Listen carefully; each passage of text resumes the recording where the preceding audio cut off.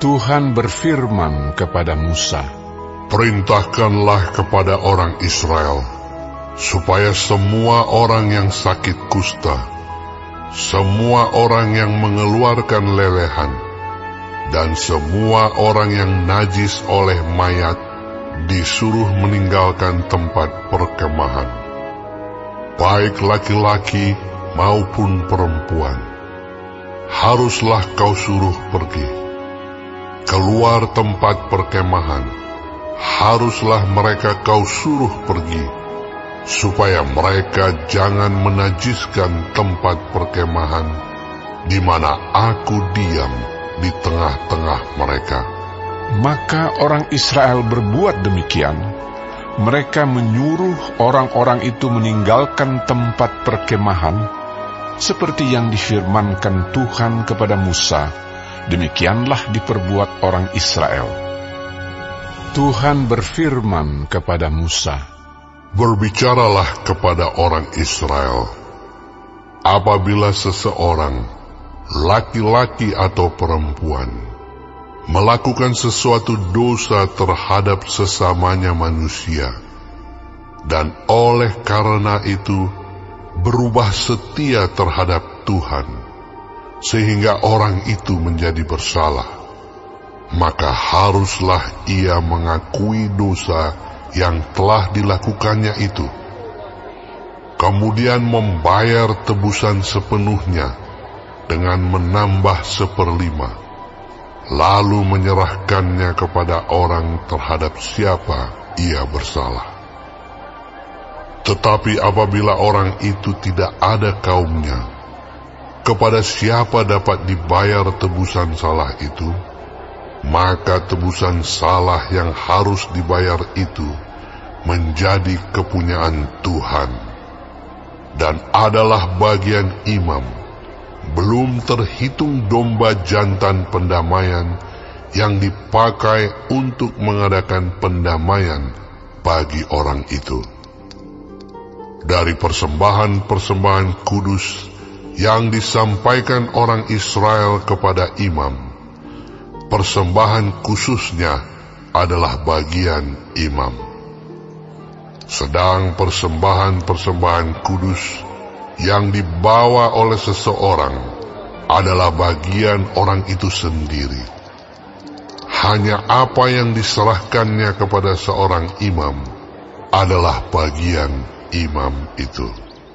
Tuhan berfirman kepada Musa, "Berbicaralah kepada orang Israel, dan katakanlah kepada mereka, apabila istri seseorang berbuat serong dan tidak setia terhadap suaminya, dan laki-laki lain tidur dan bersetubuh dengan perempuan itu dengan tidak diketahui suaminya, karena tinggal rahasia bahwa perempuan itu mencemarkan dirinya, tidak ada saksi terhadap dia, dia tidak kedapatan.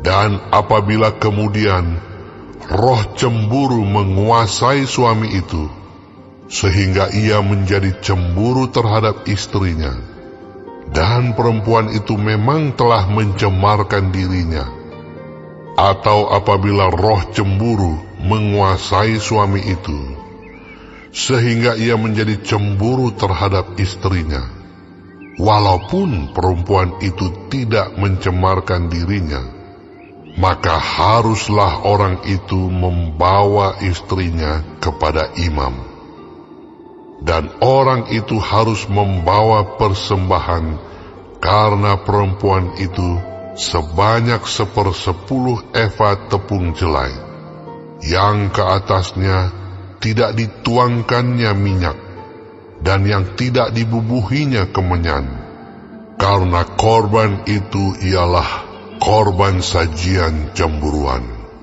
suatu korban peringatan yang mengingatkan kepada kedurjanaan. Maka haruslah imam menyuruh perempuan itu mendekat dan menghadapkannya kepada Tuhan. Lalu imam harus membawa air kudus dalam suatu tempayan tanah, Kemudian harus memungut debu yang ada di lantai kemah suci dan membubuhnya ke dalam air itu. Apabila imam sudah menghadapkan perempuan itu kepada Tuhan, haruslah ia menguraikan rambut perempuan itu, lalu meletakkan korban peringatan, yakni korban sajian cemburuan, ke atas telapak tangan perempuan itu. Sedang di tangan imam haruslah ada air pahit yang mendatangkan kutuk.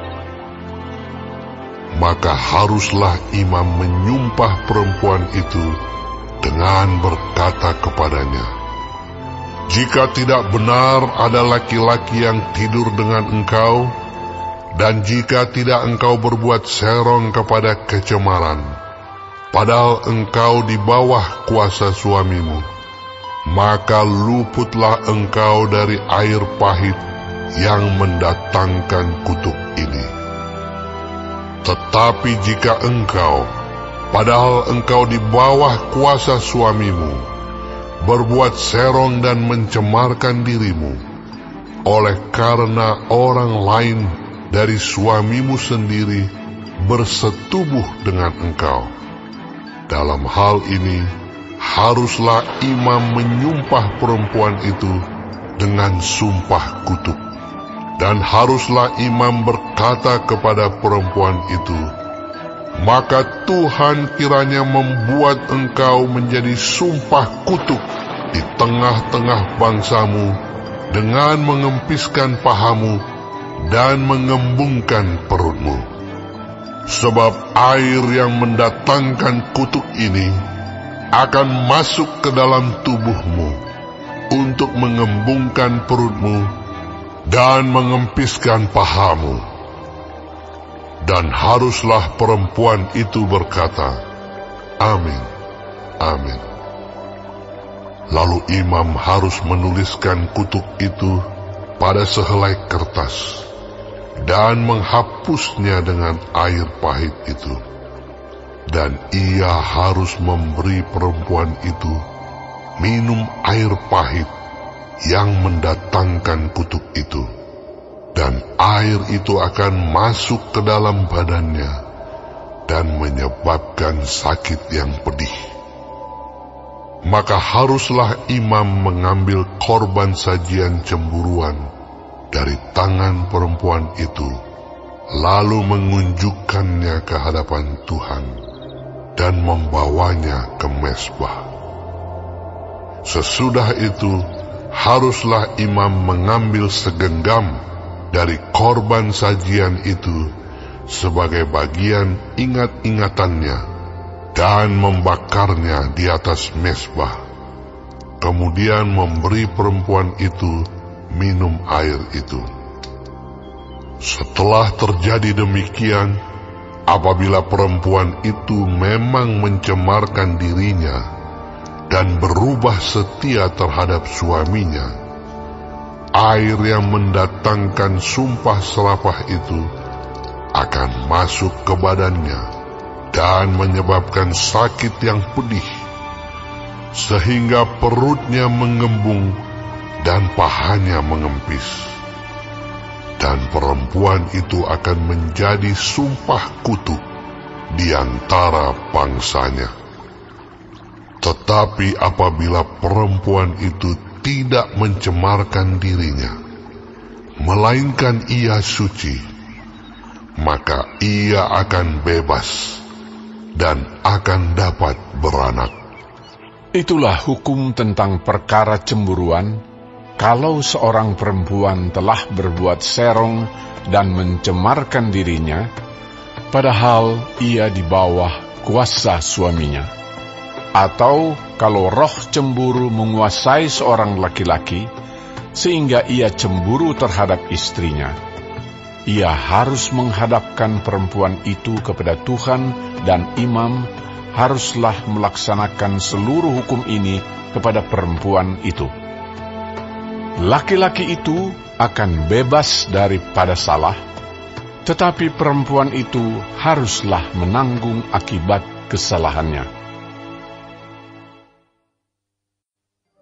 Tuhan berfirman kepada Musa, "Berbicaralah kepada orang Israel, dan katakanlah kepada mereka, apabila seseorang, laki-laki atau perempuan, mengucapkan nazar khusus, yakni nazar orang nazir, untuk mengkhususkan dirinya bagi Tuhan, maka haruslah ia menjauhkan dirinya dari anggur dan minuman yang memabukkan. Jangan meminum cuka anggur atau cuka minuman yang memabukkan, dan jangan meminum sesuatu minuman yang dibuat dari buah anggur, dan jangan memakan buah anggur, baik yang segar maupun yang kering. Selama waktu kenazirannya, janganlah ia makan sesuatu apapun yang berasal dari pohon anggur, dari bijinya sampai kepada pucuk rantingnya. Selama waktu nazarnya sebagai orang nazir, janganlah pisau cukur lalu di kepalanya. Sampai genap waktunya ia mengkhususkan dirinya bagi Tuhan. Haruslah ia tetap kudus dan membiarkan rambutnya tumbuh panjang. Selama waktunya ia mengkhususkan dirinya bagi Tuhan, janganlah ia dekat kepada mayat orang. Bahkan apabila mati ayahnya ataupun ibunya, saudaranya laki-laki ataupun saudaranya perempuan, janganlah ia menajiskan dirinya kepada mereka, sebab tanda kenaziran bagi Allahnya ada di atas kepalanya. Selama waktu kenazirannya ia kudus bagi Tuhan. Tetapi apabila seseorang mati di dekatnya dengan sangat tiba-tiba, sehingga ia menajiskan rambut kenazirannya, maka haruslah ia mencukur rambutnya pada hari pentahirannya, yaitu pada hari yang ketujuh, haruslah ia mencukurnya. Pada hari yang kedelapan, haruslah ia membawa 2 ekor burung tekukur atau 2 ekor anak burung merpati kepada imam ke pintu kemah pertemuan. Maka haruslah imam mengolah yang seekor menjadi korban penghapus dosa, dan yang lain menjadi korban bakaran, dan mengadakan pendamaian bagi dia, oleh karena dia telah berdosa dengan berada dekat mayat. Pada hari itu juga ia harus menguduskan kepalanya dan mengkhususkan waktu kenazirannya bagi Tuhan. Ia harus membawa seekor domba jantan berumur 1 tahun menjadi korban penebus salah. Hari-hari yang sudah lewat dianggap batal karena rambut kenazirannya telah menjadi najis. Dan inilah hukum tentang seorang nazir. Apabila waktu kenazirannya genap, ia harus dibawa ke pintu kemah pertemuan, dan ia harus mempersembahkan sebagai persembahannya kepada Tuhan seekor domba jantan berumur 1 tahun yang tidak bercela untuk korban bakaran, dan seekor domba betina berumur 1 tahun yang tidak bercela untuk korban penghapus dosa, dan seekor domba jantan yang tidak bercela untuk korban keselamatan.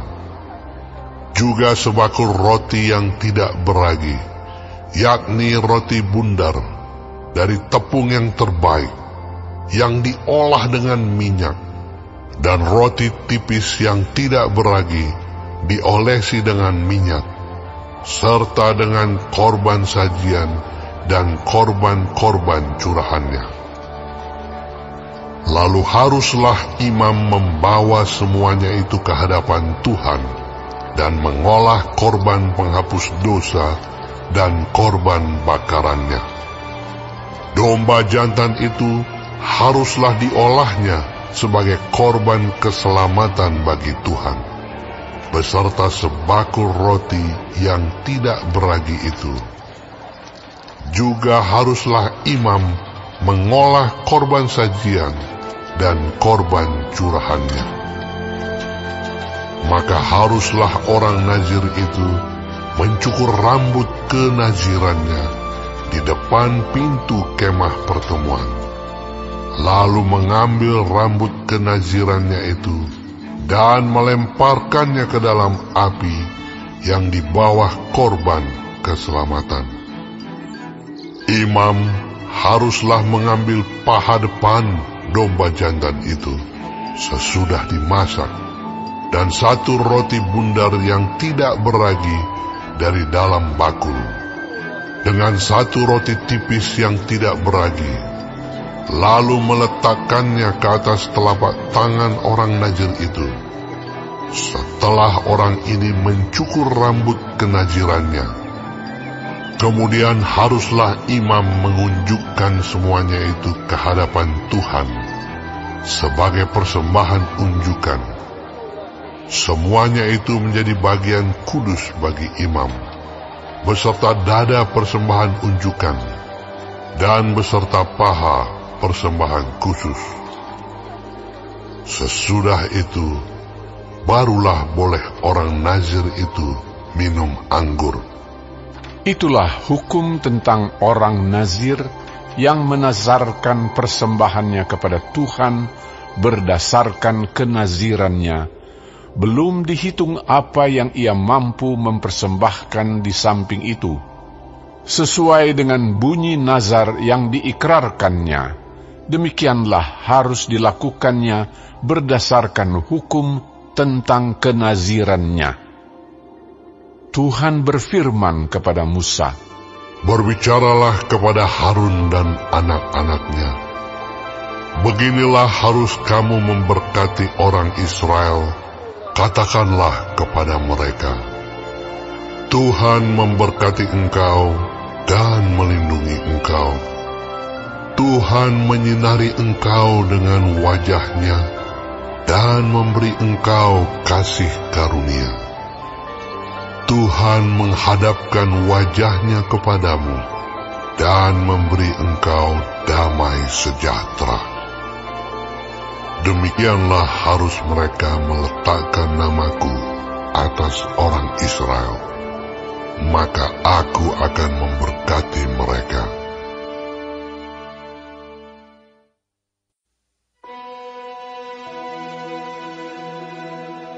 Dari Daud. Kepadamu ya Tuhan, gunung batuku, aku berseru, janganlah berdiam diri terhadap aku. Sebab jika Engkau tetap membisu terhadap aku menjadi seperti orang yang turun ke dalam liang kubur. Dengarkanlah suara permohonanku. Apabila aku berteriak kepadamu minta tolong dan mengangkat tanganku ke arah tempat-Mu yang maha kudus.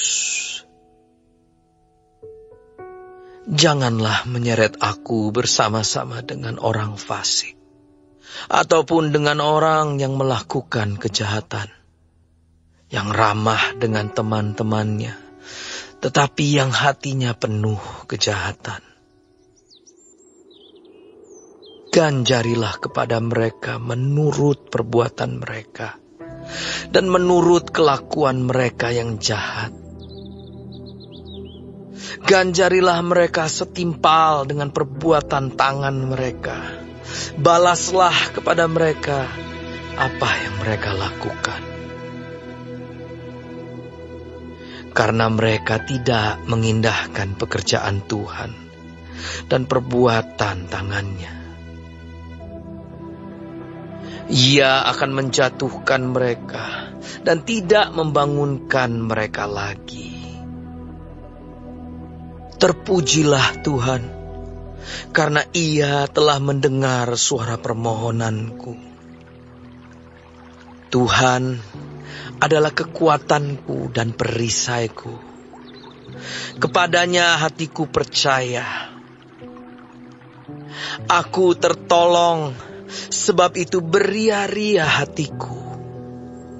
Dan dengan nyanyianku, aku bersyukur kepadanya. Tuhan adalah kekuatan umatnya dan benteng keselamatan bagi orang yang diurapinya. Selamatkanlah kiranya umatmu dan berkatilah milikmu sendiri. Gembalakanlah mereka dan dukunglah mereka untuk selama-lamanya.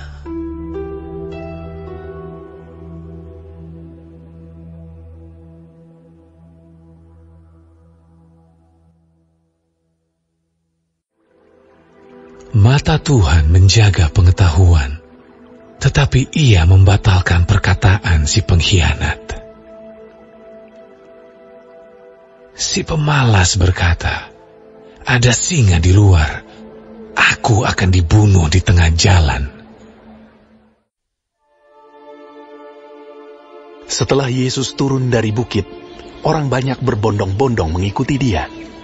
Maka datanglah seorang yang sakit kusta kepadanya, lalu sujud menyembah Dia dan berkata, "Tuhan, jika Tuhan mau, Tuhan dapat mentahirkan aku." Lalu Yesus mengulurkan tangannya, menjamah orang itu, dan berkata, "Aku mau, jadilah engkau tahir." Seketika itu juga, tahirlah orang itu daripada kustanya. Lalu Yesus berkata kepadanya, "Ingatlah, jangan engkau memberitahukan hal ini kepada siapapun. Tetapi pergilah, perlihatkanlah dirimu kepada imam dan persembahkanlah persembahan yang diperintahkan Musa sebagai bukti bagi mereka." Ketika Yesus masuk ke Kapernaum, datanglah seorang perwira mendapatkan Dia dan memohon kepadanya, "Tuhan, hambaku terbaring di rumah karena sakit lumpuh, dan ia sangat menderita." Yesus berkata kepadanya, "Aku akan datang menyembuhkannya." Tetapi jawab perwira itu kepadanya, "Tuhan, aku tidak layak menerima Tuhan di dalam rumahku. Katakan saja sepatah kata, maka hambaku itu akan sembuh. Sebab aku sendiri seorang bawahan, dan di bawahku ada pula prajurit. Jika aku berkata kepada salah seorang prajurit itu, 'Pergi,' maka ia pergi. Dan kepada seorang lagi, 'Datang,' maka ia datang. Ataupun kepada hambaku, 'Kerjakanlah ini,' maka ia mengerjakannya." Setelah Yesus mendengar hal itu, heranlah Ia, dan berkata kepada mereka yang mengikutinya, "Aku berkata kepadamu, sesungguhnya iman sebesar ini tidak pernah aku jumpai pada seorang pun di antara orang Israel. Aku berkata kepadamu, banyak orang akan datang dari timur dan barat, dan duduk makan bersama-sama dengan Abraham, Ishak, dan Yakub di dalam kerajaan surga.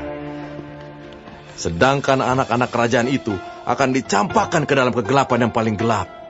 Di sanalah akan terdapat ratap dan kertak gigi." Lalu Yesus berkata kepada perwira itu, "Pulanglah, dan jadilah kepadamu seperti yang engkau percaya." Maka pada saat itu juga, sembuhlah hambanya. Setibanya di rumah Petrus, Yesus pun melihat ibu mertua Petrus terbaring karena sakit demam. Maka dipegangnya tangan perempuan itu, lalu lenyaplah demamnya. Ia pun bangunlah dan melayani dia. Menjelang malam dibawalah kepada Yesus banyak orang yang kerasukan setan, dan dengan sepatah kata Yesus mengusir roh-roh itu dan menyembuhkan orang-orang yang menderita sakit. Hal itu terjadi supaya genaplah firman yang disampaikan oleh Nabi Yesaya. "Dialah yang memikul kelemahan kita dan menanggung penyakit kita." Ketika Yesus melihat orang banyak mengelilinginya, Ia menyuruh bertolak ke seberang. Lalu datanglah seorang ahli Taurat dan berkata kepadanya, "Guru, aku akan mengikut engkau kemana saja engkau pergi." Yesus berkata kepadanya, Serigala mempunyai liang dan burung mempunyai sarang. Tetapi anak manusia tidak mempunyai tempat untuk meletakkan kepalanya. Seorang lain, yaitu salah seorang muridnya, berkata kepadanya, Tuhan, izinkanlah aku pergi dahulu menguburkan ayahku. Tetapi Yesus berkata kepadanya, Ikutlah aku, dan biarlah orang-orang mati menguburkan orang-orang mati mereka. Lalu Yesus naik ke dalam perahu, dan murid-muridnya pun mengikutinya. Sekonyong-konyong mengamuklah angin ribut di danau itu, sehingga perahu itu ditimbus gelombang. Tetapi Yesus tidur. Maka datanglah murid-muridnya membangunkan dia. Katanya, ia berkata kepada mereka, Mengapa kamu takut? Kamu yang kurang percaya. Lalu bangunlah Yesus menghardik angin dan danau itu.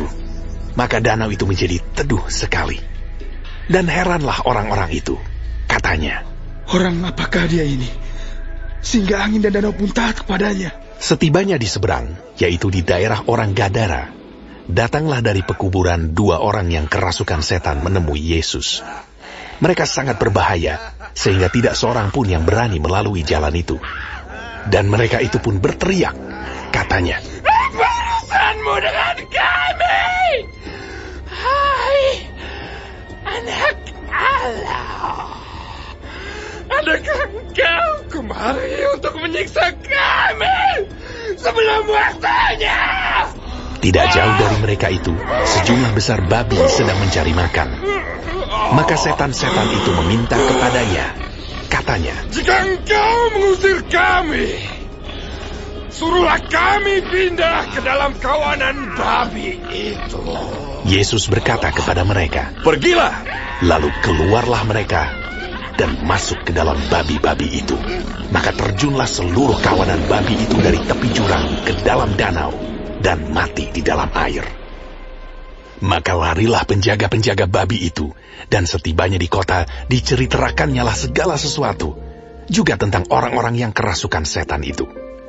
Maka keluarlah seluruh kota mendapatkan Yesus, dan setelah mereka berjumpa dengan dia, mereka pun mendesak supaya ia meninggalkan daerah mereka.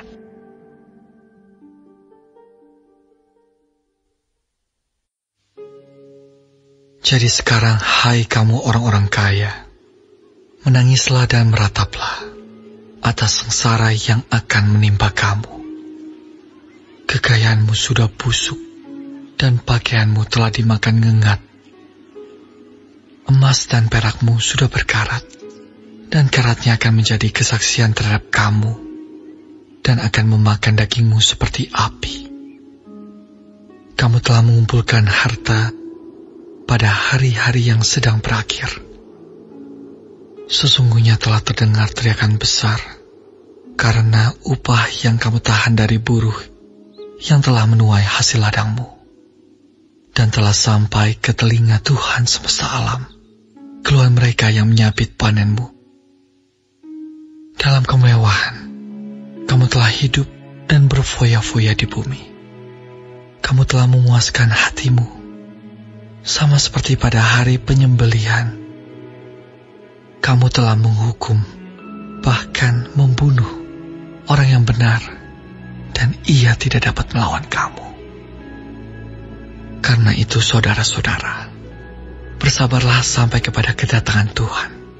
Sesungguhnya petani menantikan hasil yang berharga dari tanahnya, dan ia sabar sampai telah turun hujan musim gugur dan hujan musim semi. Kamu juga harus bersabar dan harus meneguhkan hatimu, karena kedatangan Tuhan sudah dekat. Saudara-saudara, janganlah kamu bersungut-sungut dan saling mempersalahkan, supaya kamu jangan dihukum. Sesungguhnya, hakim telah berdiri di ambang pintu. Saudara-saudara, turutilah teladan penderitaan dan kesabaran para nabi yang telah berbicara demi nama Tuhan. Sesungguhnya kami menyebut mereka berbahagia, yaitu mereka yang telah bertekun. Kamu telah mendengar tentang ketekunan Ayub, dan kamu telah tahu apa yang pada akhirnya disediakan Tuhan baginya. Karena Tuhan Maha Penyayang, dan penuh belas kasihan. Tetapi yang terutama, saudara-saudara, janganlah kamu bersumpah demi surga maupun demi bumi atau demi sesuatu yang lain. Jika ya, hendaklah kamu katakan ya. Jika tidak, hendaklah kamu katakan tidak, supaya kamu jangan kena hukuman. Kalau ada seorang di antara kamu yang menderita, baiklah ia berdoa. Kalau ada seorang yang bergembira, baiklah ia menyanyi. Kalau ada seorang di antara kamu yang sakit, baiklah ia memanggil para penatua jemaat, supaya mereka mendoakan dia, serta mengolesnya dengan minyak dalam nama Tuhan. Dan doa yang lahir dari iman akan menyelamatkan orang sakit itu, dan Tuhan akan membangunkan dia. Dan jika ia telah berbuat dosa, maka dosanya itu akan diampuni. Karena itu, hendaklah kamu saling mengaku dosamu dan saling mendoakan, supaya kamu sembuh. Doa orang yang benar, bila dengan yakin didoakan, sangat besar kuasanya. Elia adalah manusia biasa, sama seperti kita. Dan ia telah bersungguh-sungguh berdoa, supaya hujan jangan turun, dan hujan pun tidak turun di bumi, selama 3 tahun dan 6 bulan. Lalu ia berdoa pula, dan langit menurunkan hujan, dan bumi pun mengeluarkan buahnya. Saudara-saudaraku, jika ada di antara kamu yang menyimpang dari kebenaran, dan ada seorang yang membuat dia berbalik, ketahuilah bahwa barang siapa membuat orang berdosa berbalik dari jalannya yang sesat, ia akan menyelamatkan jiwa orang itu dari maut dan menutupi banyak dosa.